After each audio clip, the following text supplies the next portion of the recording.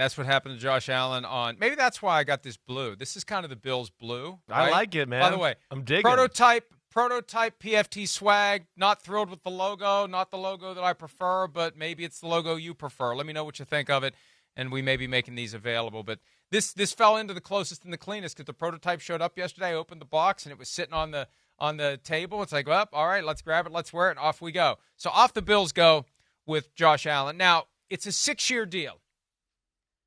It's not a 6-year extension. It's a 6-year deal. We finally reached the point where a team has taken one of these too long-term quarterback contracts and completely ripped it up. And it's always ripped up anyway. But this case, literally and figuratively, it's gone. They've replaced it with 6 new years. The 4 years left, gone. Wow. New 6-year deal. Wow. It pays him $330 million over 6 years. And the full details will emerge in time. One of the problems is, it's kind of a busy time for my usual sources who would be getting this stuff because they're negotiating contracts. But we will have the full Josh Allen details. Here's a very important one. 4-year cash flow of $220 million. That's how much money he'll make over the next 4 years. And that's become one of the franchise quarterback measuring sticks. What's your 4-year cash flow? The record had been Dak Prescott at $219 million. Josh Allen beat it by $1 million to $220, which means Mahomes will be next, or Burrow will be next, or Lamar will be next to get to $221. That's their arms race right now. 4-year cash flow. We've written articles about 4-year cash flow. I'll have agents call me up and yell at me because I got it wrong about one guy's 4-year cash flow because that's their measuring stick. So he's got the record 4-year cash flow. The prior 4-year deal is dead. A new 6-year deal is in its place at $330 million a year. And probably 3 or 4 years from now, they'll whip that one up, Chris, and do a new one again. Well, I mean, hopefully. That'd be a good problem to have. This one kind of caught me by, out of nowhere. I know they had discussed it, but I guess I didn't hear anything coming down the tracks about this, happening. Usually you start to hear a few things from some people or whatever. Hey, Josh Allen, we're hearing the contract's going to be getting done or something's going on there in Buffalo. Kind of just caught me right out of left field. But, I mean, duh. Yeah, he's one of the best football players in the game. We know that. He's one of the greatest ever.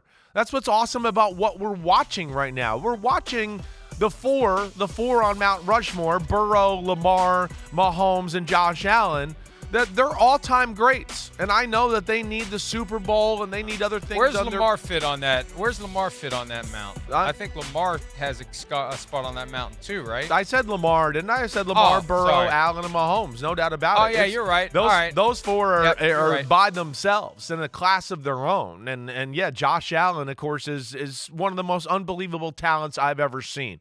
It just exemplifies leadership, MVP, value to the team, right?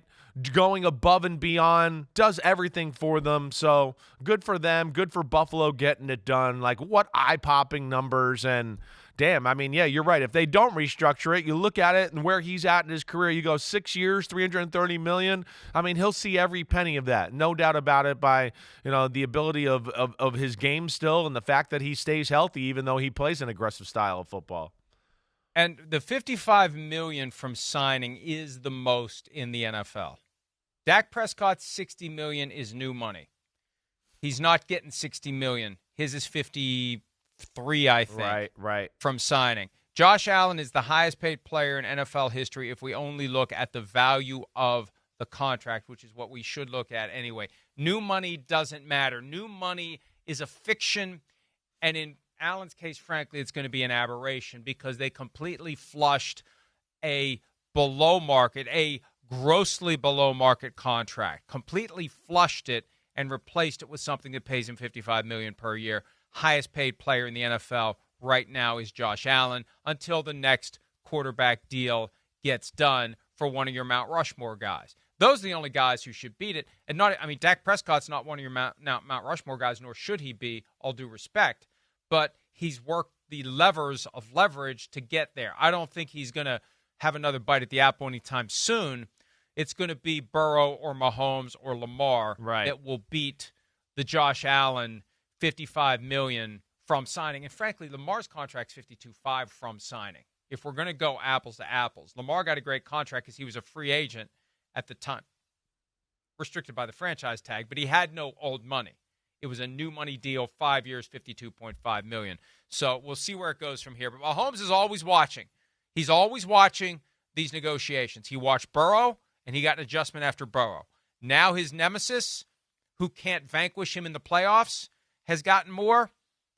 Mahomes, in all fairness, is going to want more as well. But, this is the cap numbers are going to be interesting, Chris, because even though they've replaced the old deal with a new deal, the bonus allocations from past years, they got pushed into future years because Allen was getting into some big cap number years on his prior contract. This full breakdown of the new $330 million 6-year deal is going to carry with it the echoes of the cap charges from the last contract, and it could make things expensive for the Bills. And they may engineer it so for the next couple of years, their window's open to get help.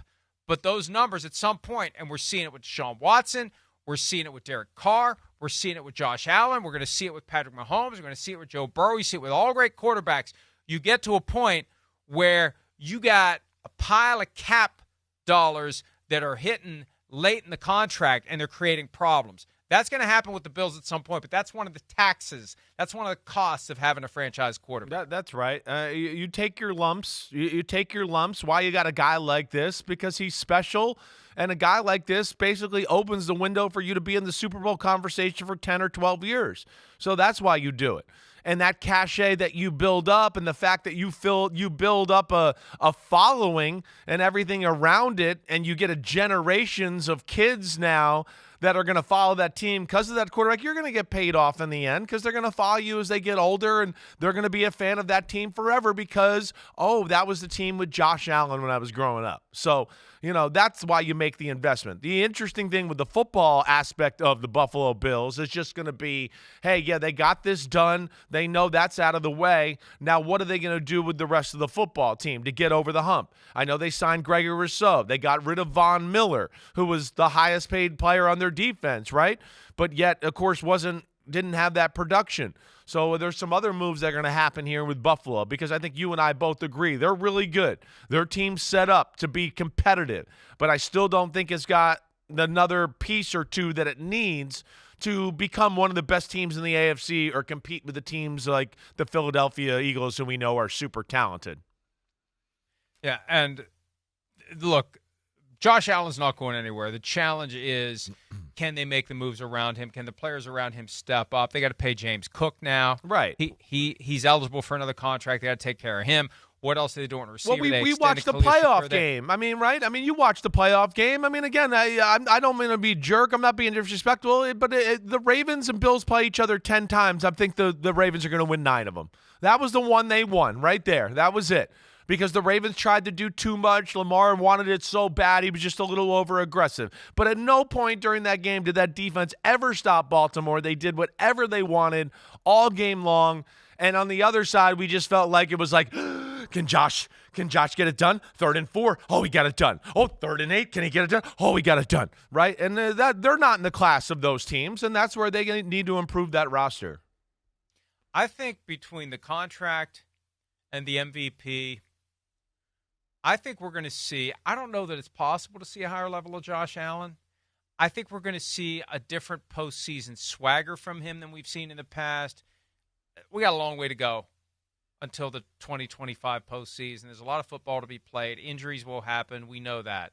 But I feel like, barring dramatic changes to the rosters over the course of the regular season, I feel like this could be the year if the Chiefs and the Bills cross paths that this – like a higher level superhero Josh Allen has emerged over the past 4 or 5 weeks, from MVP to this contract, and he's going to have a different edge to him, I think. And we asked both Brandon Beane, the GM of the Bills, and Sean McDermott, the head coach at the Combine, and I think it was Beane especially, how much more pressure does this put on Josh Allen to win the MVP? And maybe this is good pressure. Maybe this is the thing that unlocks something more for him. We'll see. The Bills have been waiting a long time to get back to the Super Bowl. They've been waiting forever to win one. They've got their quarterback. Now the work starts on putting the rest of the team around him. But I think we need to remember there was that one year a couple of years ago where everybody had the Bills as the favorites to win it all. It was the year after the Bengals went to the Super Bowl. Right. Because I remember saying, if I'm the Bills, I'd be pissed right now. Why are you putting all this pressure on us? We haven't won anything. Yeah, we went to the opener. It was Buffalo, L.A., out in L.A., and they came out guns a-blazing, and he was throwing bombs everywhere, and then we were like, oh, gosh, watch out. Here comes Buffalo. And it was all year long. He was the MVP favorite, and the Bills were the Super Bowl favorite. It's like, why are you putting this on us? We haven't – like, this is usually the target you get when you've won something. We haven't won anything. Put it on the Bengals. They just went to the Super Bowl. But I have a feeling this year, in my mind, this isn't smoke and mirrors. I think in my mind there's a chance that this is the Bills uprising, and this is the year that they're going to get the thing they've been dying for all these years. Let's take a break. Probably not that year for the Browns. It's probably not. This probably is not the year that they finally cash in and get to the Super Bowl and win it. But something happened to persuade Myles Garrett to stick around. He got his new deal. We'll break it down next here on PFT Live. Hi, it's Mike Florio. Thanks for watching PFT on YouTube. Hit subscribe for the latest news and analysis from Pro Football Talk.